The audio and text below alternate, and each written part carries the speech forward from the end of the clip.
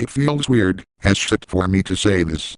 Not in the sense it's something you'd never expected to be covered, just not in this way, by this guy, by a shitposting YouTube channel. Man, has 2025 already started off amazing for me. I'd usually go on some big preamble about extroverts and introverts, stuff like that to get you up to speed, but considering you found this video, well, I think I respect your intelligence enough for you to know what that means. Also, it's basic life stuff.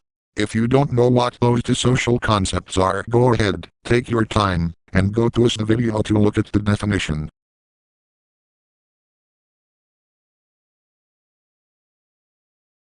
Okay. Now I can get to the video topic. I know this is a very specific group of people, but considering that playing a video game is sort of for both types of people, single-player games are for introverts, multiplayer games for extroverts.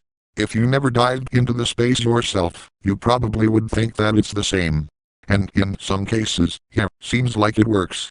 You got your big studios, your indie studios, maybe a few super talented game developers able to do everything and make a crazy out-of-reach project that astonishes and hooks many people. And nowadays, it's even easier to get your ideas out there than how your parents probably remember video games. All this new exciting use of technology, networking, all these super neat resources, all the stuff at your fingertips, everything you could possibly ever ask. But for every man who dreams of a new renewable energy source, there's at least 10 other people who are great at something. But no one pays attention to them. While the more extroverted introverts are busy chatting on some site, coming up with this genius, but maybe a little flawed and impractical idea, you have people stuck, wanting to leave their bubble, but they are afraid. They are afraid that people will tear them apart simply for having the gall to ask, and then leave. Because they are too shy, or nervous, anxious, or maybe both. While most people probably shrug it off, gaslight themselves into thinking that it wasn't any good, and then forget about it. It's extra depressing in the gaming space. For software. That's what I want to talk about today. The wonderful people who, under none of their own fault, get forced to remain in the shadows, with a hidden gem nobody even knows. They aren't the next Mahjong, the next big indie developer. They don't want to push the envelope and do something super unrealistic. They have a talent, and they are just sitting there, waiting. This is about the quiet game developers who are afraid.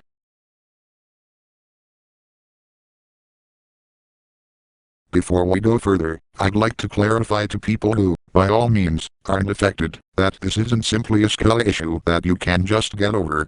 People who are out there just, with this perpetually sad state, are not some kind of incel, or someone not to be trusted purely because they are quiet. That is usually never how it really is. Of course, in some examples, that could be the case, but it also can be the case with people who'd normally be extroverted anyway. These people just can't find ways to get in touch with like-minded people who can make a game, or make parts of a game, or think of an idea together. And such an idea would sound ludicrous on somewhere like the internet, but need I remind you, cyberbullying is something that exists, and the solution to that is to literally either not care, turn off the screen, or block them. The ways to solve them can be unbelievably simple for some, but for others, that cannot really seem like an option. For someone with just a bit more of an extrovert level, like myself, you could probably just brave out to jump in a development server, and state your pitch. And that's probably what a lot of people would say. However, sometimes, people below that point, even with a lot of prodding, might not ever shake off the feeling of people being utterly hostile to them for simply existing, or they are afraid of being rejected. But take into account that, while I was brave enough to tell people what Animal Cross was, because it sounds like too much, a lot of developers don't really give the idea a shot. Whether it be because it's a fan project they won't get paid from, they are skeptical about new members, which they have every right to be, or because it sounds not feasible in a way. Maybe it's a genre they've seen done a bunch of times and they are burned out, or just from the sheer fact that you typed too little, or too much. I do not give a rat's ass about people like that, because personally, I shouldn't say things about people I haven't a single clue about, and while it could be applied to those people as well, we don't do that around here. But those poor souls, they are probably worrying about every single tiny detail. They are afraid that, if their game isn't pretty enough, people will write it off. They are also afraid that, if they even are vague about anything, they'll be effectively blasted. I know really, really good friends of mine, who I care about very much, who are the sweetest, kindest, most loving, and genius people I've personally ever met. These absolutely amazing people can't even go into certain servers, because the real-life equivalent of a swordjack could potentially just rip them to shreds, or it turns out the plugin they were using was made by a bad guy and then some artificial outrage just happens. So they just don't. It makes it even worse that certain people won't play anything that's not a certain graphical fidelity, and we all know that recent big-budget 3D games have those crazy ultra-high detail graphics. I don't even give a shit about that, and even stay away from it in some circumstances, because it's a walking time sink, and a lot of smart people out there love to do indie games, or even to do professionally developed games. But a lot of the casual audience who happen to be isolated from general internet discourse, unfortunately, want a super nice, detailed-looking game. Because they want to be wowed, and unfortunately, to even some of the peers my own age, the entire 8-bit era are grandma games, and some of the only times they end up appreciating 16-bit is when it involves Sonic, Nintendo, or something directly adjacent to those games. You know, indie titles that take hints from Nintendo platformers or classic Sonic gameplay. We, as in you, the viewer, and myself, are literally rare anomalies when most active gamers dismiss anything before the PS3 as not worth playing entirely, because graphics. That sole fact alone is depressing, as shit for some game developers. That, because your game is not a hyper-realistic HD super masterfully made 10 out of 10 blockbuster, someone will genuinely think that it's mid, and will walk off. That precious pixel game of yours? Good luck trying to get half the attention with a bunch of advertising and connections that another studio using Unreal Engine 5 and having no idea what the fuck they are doing will probably get by simply existing. It gets even worse if there's no multiplayer. If a game is not multiplayer in some way, sure, if you are one of those super HD Unreal Engine 5 games, you can make it. But if you're the poor guy who already is fearing that his indie game won't do well just because it's 2D, you're shit out of luck. Might as well be with no paddle, but let's see you do. That's an entire generation of Call of Duty, Wargamer, Mo players that aren't even going to give your game a glance. Not even from the cover, just from the text that says no multiplayer. They need their multiplayer guys. Where are the multiplayer games? And this is entirely assuming the game is in a beta or already released state. This is, if you commit, and spend that time in your ideal game. Could be months, could be years. That's not even half of what the quiet game developer has to deal with. If you happen to be someone with an amazing skill for game development, but not all of them, like a savant, or someone who really specializes in one thing, but you rolled the dice wrong and you don't have the social skills needed to talk to them big boy developers, or just simply don't know where you can find people you can work with, you are absolutely fucked in today's internet. How fucked you are depends on your savant skill, or the skills you have, but don't get it twisted, you still are getting the short end no matter how good your talent is. Weirdly, if you happen to be a great artist, which you think would be the hardest. But really, you can go quite far. At least, until it's time to start making the thing you spend all that time making that art for. People love your art, so they go look at the game. Not exactly the best showing of what you mean. Of course, they be the best off out of all the savants, but again, can't exactly talk and communicate that well other than making art. Yes, I thought of that. Best case scenario, it turns into an RPG maker or similar levels of ease game maker, and it ends up as horny bait. Worst case, it'll literally be the Library of Alexandria falling down again in real time. What I mean by that is that the greatest idea ever gets squandered by complete random chance. Then you have the programmer, coder, scripter, whatever you call them. Guy's a complete genius, he knows all his stuff, how his engine works, exactly what he wants to do. Except he can't really communicate. Or has bad social skills. That's not a problem, he can code, he practically can make the game in his own point. Until you remember that most games are heavily reliant in artists and people who know the engine. You see, the reason why he's fucked is, in this situation, he has two choices.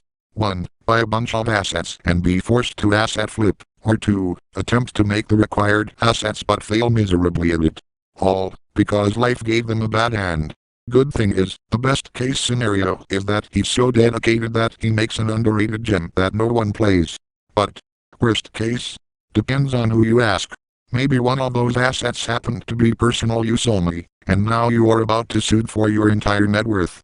Maybe it's that the game never comes out at all, and he quits coding entirely, because what's the point in making all this code, if there's nothing to connect it to? Or he becomes a legitimate threat to society.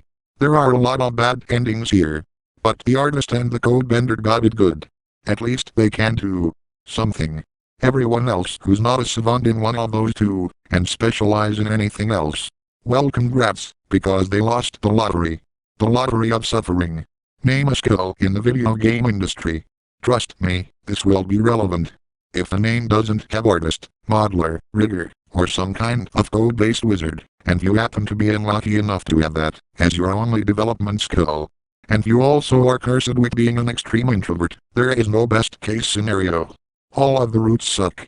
The solution most people would suggest is to learn more, or to ask for help, but remember, you can't do that. They can't do that. Because they can't communicate well, the only way to see anything relating to actual work would be getting hired in a traditional sense. And having that be your best possible option, where anything could go crazy, management could sabotage your work. And it does often in the business, that's just hell. But it's that, or sitting there in a Discord, waiting for someone to come by, to maybe take your idea seriously. But humans are stupid creatures. Unless a carrot is literally dangled right in front of our horse-like brains, they won't take interest in anything that doesn't benefit them. Or, in some cases, they'll take things that just sound like they benefit them. Only genuinely good people don't think like that, and unfortunately, the internet itself isn't your friend either. They have whole algorithms based on clicks, watch time, attention, all that stuff. And John's work isn't gonna be caught on that algorithm. So that poor sod will be sitting there for years and years, until they either give up and do something else, which likely will get them in a ridiculous amount of debt, or just die. It sounds like an over-exaggeration, something disingenuous and carefully constructed. But for some quiet developers, that is their life. None of this depressing stuff is their fault. They didn't do anything to deserve being afraid of other developers. Some of them probably deserve nothing but the best. No, that's not really true. All of them do deserve nothing but the best. Because of a few especially bad watermelons, an entire group of people has to suffer, in a field meant to have fun, being eternally afraid of backlash, weird looks, or demeaning comments from their peers in bigger game developer communities, or just online in general in some cases. And there's not a single blanket solution I could give. Because, if we become nicer to those genuine people, there's more chances for scumbags to pose as these individuals and make their dreams even worse. So it's either we're the scumbags, or the scumbags get us. No blanket in the world is going to cover this issue, because it's fundamentally baked into us. Point. But, I can offer a more personal solution. Whenever we can help someone who might be less brave than myself, and it's not too much of an ask for us to do so, we should do so without any question. If you find a good idea out there, by someone else, that seems simple enough, or is just the right amount of challenging, for you. It can be on DeviantArt, GameJolt, some guy's Trello, anywhere. Give it a shot. In doing so, you might actually make a really neat friend, one that might be way more open to talking with people now. Now, of course, please do avoid impossibly big projects. We aren't miracle workers. But stuff that is possible, and is for a great cause. Yeah, good stuff. I'm actually doing my part, considering that Emery Cross pretty much accepts anyone, and functions as a welcoming community of people, and a beacon of how people should be. Though it does have low numbers at the moment, I hope that I can accomplish what I set out to do within my own niche, and inspire people to not take the greedy route when it comes to games. If you happen to be an influencer, you also can help. Seriously, you can bring traction to people's stuff, so that, even if it doesn't get done, it'll make them feel wonderful in the process. And if it does, you can give yourself a nice pat on the back.